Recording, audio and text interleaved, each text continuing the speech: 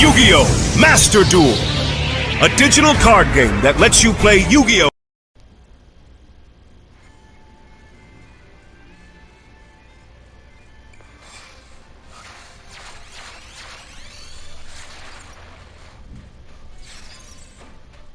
So welcome to my official preview for Yu-Gi-Oh! Master. A big thank you to Konami for inviting me down to offices to play Yu-Gi-Oh! Master early back in December, and today I'm finally able to talk about and show gameplay of what I think is best described as the early game content. So that's the tutorial, duel strategy, 2 of the solo mode experiences, and of course some PvP gameplay via friend duels. There's a ton of information to cover, as well as my general thoughts on the game in the PvP duel section, and I'm just going to say now, I really love this game so far. And of course, if there's any questions about Master you have, leave them down below in the comments, and of course, if I'm able to, I will try my best to answer them. Anyway, let's dive right in. So let's start with the tutorial. Now, this is a very basic handheld introduction to the overall core mechanics of Yu-Gi-Oh! What monster cards, spell cards, trap cards are, how they work, how to play, how they function with each other, and what the overall objective of the game is. Getting your opponent down from 8,000 life points to 0. This is very basic stuff, but doing these will give you rewards like gems and a structure deck you can take into duel strategy, or into the solo mode, or even further, into your PvP journey online. Now, duel strategy is where you come to brush up on the more advanced mechanics, or tribute summoning or synchro summoning is for example. And these are broken down into 2 main types of activities, practice and duel. In practice, you're once again guided through how to perform a certain action. Here you can see we have the synchro summon tutorial.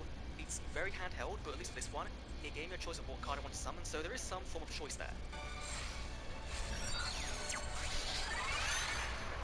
Now for the duels, the game throws you right in against a deck designed to show off our mechanic at a basic level. And you can see here I'm playing Volcanic instead of the default structure deck because you can use any deck in your collection for duel strategy.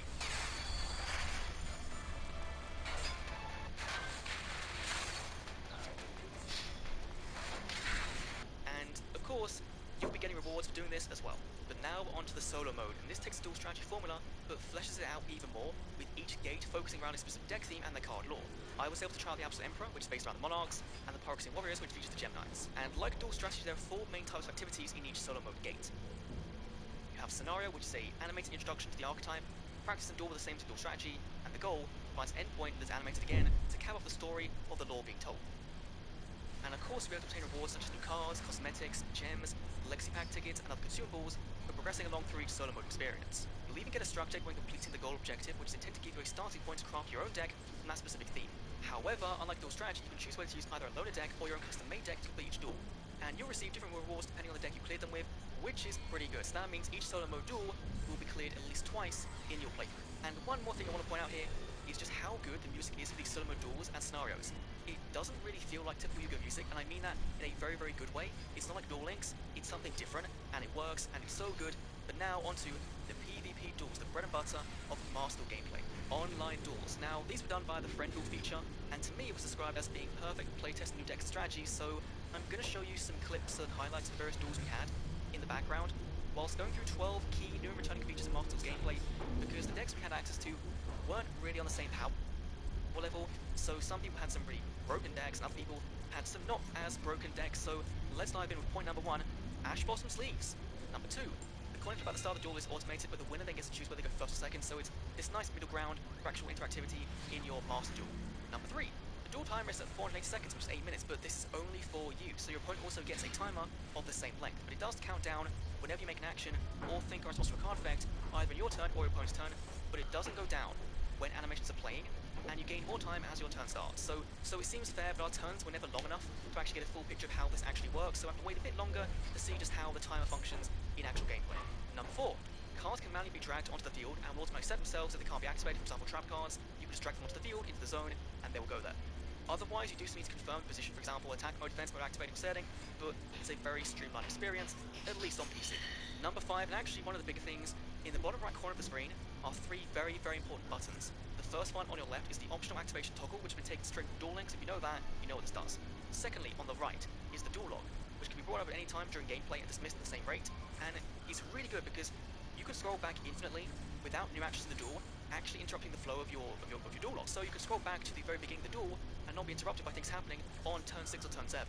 And finally, a new button that reveals all public knowledge in the current game state, such as card types, the top card in the banished and graveyard zones, how many cards are in those zones, what you have set face down, and it's also accessible by the middle mouse click, so it's very quick to see during gameplay. You can toggle it real quickly, it's amazing.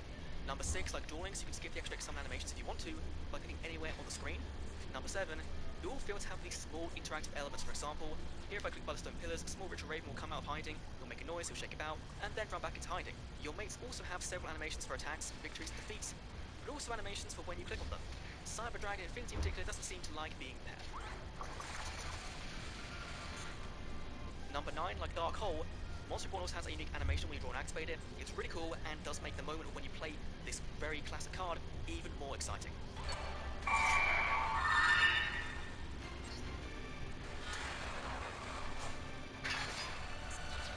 Number 10, a pretty small one, but you click on the image of a card in the card details UI to bring up a full screen view of that card. Number 11, the game doesn't really waste time with animations, with pop boxes for effects happening right as cards hit the field, so the game always feels fast and fluid. Even the big cut-in animations don't really overstay their welcome, and if you do miss something, the duel log's always there to be scrolled up to see all the information possible. That's one of the big things about this game, is it gives you so much information when you want it. And of course, finally, I did do the polar duality test, which feels plenty fast compared to Legacy of the Duelists, so if you like playing polar duality, you're in good hands. But overall, it feels like it's taken a lot of the best quality of life features introduced in Duel Links and just made them feel even better, and it's why this game felt so good to play. And I cannot wait for the game to drop. Whenever it does drop, I don't know when it drops, but when it does drop, it's shaping up to be something very, very special from what we've seen today, what we've seen in the trailers, and things that have come out since then.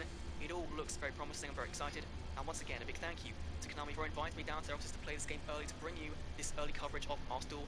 And I will leave you with some raw gameplay of Master Duel. Take it in, enjoy it, let me think down below. Thanks for watching. I'll see you all in the next YUGIOH Master Duel video. Thanks for watching.